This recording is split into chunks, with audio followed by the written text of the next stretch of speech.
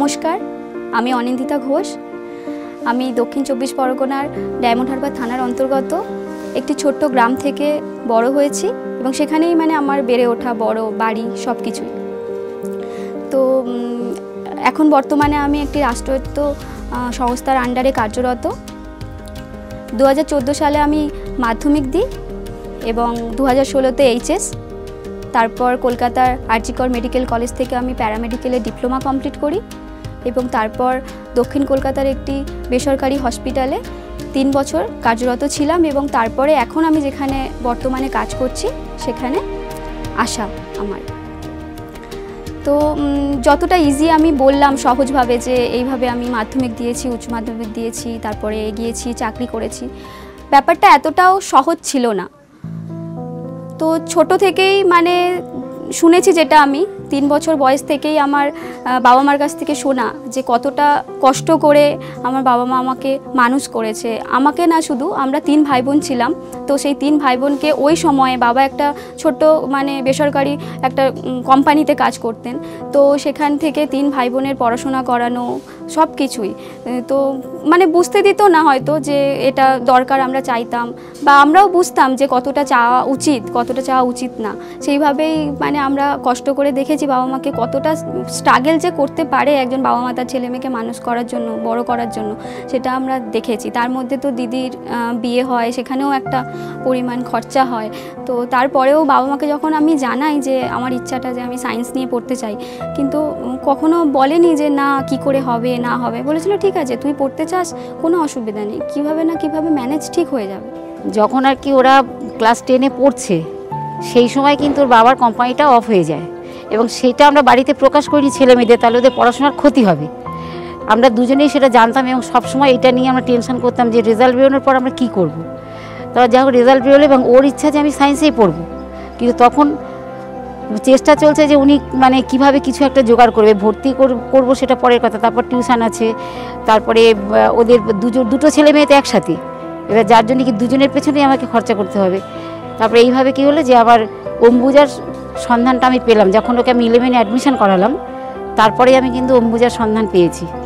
এবার ওনাদের সঙ্গে যোগাযোগ করার পরে ওনারা আমাদের এগিয়ে যাওয়ার জন্য সবসময় সর্বদা হেল্প করতে আরম্ভ করলেন, কিভাবে মেয়েটাকে আমরা পড়াশোনা করাবো সেই সব চিন্তাভাবনা ওনারা আমাদের মধ্যে দিলেন। এবং আর্থিক দিক থেকে বলুন আর মনের দিক থেকে বলুন, ওনারা আমাদেরকে দুর্বল করেননি। ওনারা বললেন যে আপনারা চালিয়ে যান, আমরা আপনাদের সঙ্গে আছি। তাই মেয়েও সাহস পেল, মেয়েও পড়াশোনা করতে আরম্ভ করলো, ও মন দিয়ে পড়তে আরম্ভ করলো। ও কিন্তু তখনও বুঝতে পারেনি যে বাবার কাজ নেই। হ্যাঁ, তো তারপরে কিছুদিন পরেও বুঝতে পারলো, বুঝতে পেরে নিজেকে তৈরি করে নিল। ও তখন ওখান থেকে যে ক্লাস করে আসতো, সেই ক্লাসে যে সমস্ত স্যারেরা যেতেন, স্যারেরা যে সমস্ত কথাগুলো বলতেন, সেই কথাগুলো ওর মধ্যে ঢুকে গেছিল যে মানুষ কোনোদিন পয়সা দিয়ে মানুষকে বিচার করা যায় না। সে যদি তার মনকে ভালো করে, যদি সে সমাজে মিশতে জানে, তাহলেই সে আস্তে আস্তে সমাজে জায়গা করে নিতে পারবে। তো উৎকর্ষে এসে যেটা আমি পেয়েছি, উৎকর্ষ সম্পর্কে আমি যেটা বলতে চাই, স্কলারশিপ সম্পর্কে, যে ওখানে প্রতি মাসে একটা করে মেন্টরিং ক্লাস হতো। তো স্যার প্রথম এসে আমাকে যে কথাটা বলেছিল যে তুমি কলকাতা যেতে পারবে তো অনিন্দিতা, ওখানে কিন্তু আমাদের প্রতি মাসে একটা করে ক্লাস হয়, ওখানে তুমি অ্যাটেন্ড করতে পারবে তো। তো তখন তো কলকাতা আমার কাছে অনেক দূরের জায়গা, এখান থেকে ডায়মন্ড হারবার এটুকুই আমি চিনি, তার বেশি কখনো যাওয়া হয়নি। তো প্রথমবার যখন স্যার বলেন, তো মা পাশে ছিল, হ্যাঁ কেন পারবে না, অবশ্যই পারবে, যদি ডায়মন্ড হারবার যেতে পারে তাহলে কলকাতা কেন যেতে পারবে না। তো প্রথম মায়ের হাত ধরে মা বাবা আমাকে নিয়ে যায় প্রথম মেন্টরিং ক্লাস করাতে, আর প্রথম আমার উৎকর্ষের হাত ধরেই কলকাতা যাওয়া। এটা আমার কাছে একটা বলার মতো খুবই বিষয় যে উৎকর্ষের হাত ধরে প্রথম আমার কলকাতা দেখা। তারপর তো আমি পড়াশোনা করেছি, কলকাতাতে থেকেছি। আমি সবসময় চেষ্টা করতাম যে একটা ক্লাসে যেন আমার মিস না হয়, কারণ ওখান থেকে আমি যে জিনিসটা পেয়েছি সেটা আমাকে এখনও আমার জীবনে কাজে দেয়। যে মেন্টরিং হতো, মেন্টরিং বলতে ওখানে প্রতি মাসেই বিশেষ ব্যক্তিত্ব আসতেন, বিশেষ ব্যক্তিত্বরা, তারা তাদের জীবনের কাহিনী শেয়ার করতেন, আমাদেরকে মোটিভেট করতেন। এমনও দিন গেছে যে আমি ভেবেছি যে না হয়তো পারবো না, আমি এত স্ট্রাগল করে। আর আমার যে এইচএসের স্কুলটা ছিল সেটা ছিল অনেক মাধ্যমিক স্কুল থেকে আরও দূরে, এখান থেকে আমাকে ট্রেনে করে ডায়মন্ড হারবার থেকে আধা ঘন্টা আমাকে বাসে যেতে হতো। গিয়ে তারপর আমাকে স্কুল যেতে হতো। তো ওই যে হয়তো এমনও দিন গেছে যে আমি এসে স্টেশনে বসেছি, তখন দেখছি যে ট্রেনটা বেরিয়ে গেল। ওখানে যখন যেতাম না, পুরো আমার মাইন্ডটাই চেঞ্জ হয়ে যেত, কারণ ওখানে যে আলাদা একটা মানে একটা সিচুয়েশন ক্রিয়েট হতো। ওখানে স্যারেরা আসতেন, আমাদেরকে বিভিন্ন রকমভাবে মোটিভেট করতেন, তাদের বিভিন্ন কাহিনী শোনাতেন, এবং ওখানে যে আমার জুনিয়ররা ছিল বা আমার যারা সিনিয়র ছিল ওখানে যুক্ত ছিল ওখানে উৎকর্ষের সাথে, তারা তাদের বিভিন্ন রকমের জীবনের কাহিনী, স্ট্রাগেল আমাদের সাথে শেয়ার করতো। তখন আমার মনে হতো যে হ্যাঁ, আমি তো এতটা দূর থেকে আসছি, আমার কাছে মনে হতো ওটাই হয়তো আমি সব থেকে বেশি কষ্ট করছি। কিন্তু যখন আমি তাদের কাহিনীগুলো শুনতাম, তখন আমি ভীষণভাবে অনুপ্রেরিত হতাম যে ওরা যদি পারছে তো আমি কেন পারবো না, আমি কেন থেমে থাকবো, আমিও কিছু করতে পারি, আমি আমার বাবা মার জন্য কিছু করতে পারি, আমার জন্য কিছু করতে পারি।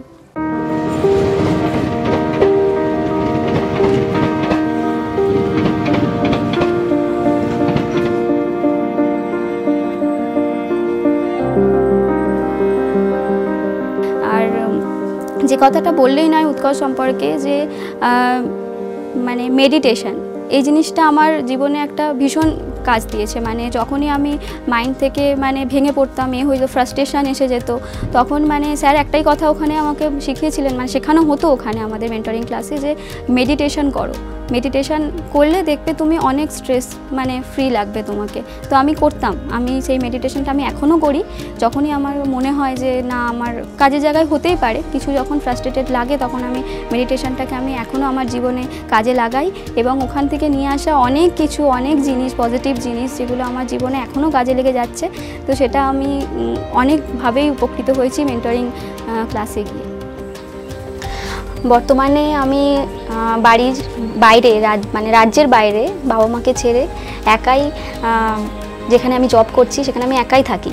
তো বিভিন্ন রকমের নানা ধরনের প্রতিকূলতা আমাকে ফেস করতে হয়, বা অনেক জিনিস আমাকে নিজেকেই সলভ করতে হয়। বা আমি যখন আমি মেন্টরিং ক্লাসে যাই, তখন আমি যে ইন্ট্রোভার্ট ছিলাম, বেশি খুলতে পারতাম না, কারোর সাথে কথা বলতে পারতাম না, যে ভয়টা আমার মধ্যে কাজ করতো, এখন আমার কাজের লাইফে এসে তার ঠিক উল্টোটাই। আর এটার জন্য পুরোপুরি ক্রেডিট আমি দেব আমার ওই মেন্টরিং ক্লাসকে, আমার উৎকর্ষ স্কলারশিপের যে মেন্টরিং ক্লাস যেখানে আমি যেতাম, ওই বিগত 5 বছরের যে আমার জার্নি, সেটাকেই আমি এটা পুরো ক্রেডিটটা দিতে চাই। কারণ সেখান থেকে যে আমি মনোবল পেতাম, যে কনফিডেন্ট পেতাম আমি, সেটাই এখন আমার কাজের জায়গাতে আমি কাজে লাগাতে পারছি। এখন আমাকে বিভিন্ন ধরনের মানুষের সাথে ডিল করতে হয় প্রতিদিন, বিভিন্ন পেশেন্ট বলুন, ডক্টরস বলুন, বিভিন্ন আমার কলিগ বলুন, তো সেখানে আমাকে তাদের সাথে যে প্রতিনিয়ত বিভিন্নভাবে ডিল করতে হয়। তো সেখানে যে কনফিডেন্ট বা কথা বলার যে তাদের সাথে আমার ফ্লুয়েন্সি, সেটা অনেক পরিমাণে বেড়েছে। আর সেটা ওই কারণেই, মানে ওই যে 5 বছর আমি যেভাবে আমি গাইড পেয়েছি মেন্টরিং ক্লাস থেকে, স্যারেদের বিভিন্নভাবে গাইড পেয়েছি, আমি এখন ফিল করি যে ওটার সাথে আমার এটার কতটা রিলেটেড, মানে ওটা যে আমার এই লাইফে কতটা এখন মানে এফেক্ট ফেলছে, সেটা আমি এখন পুরোপুরি ফিল করতে পারি।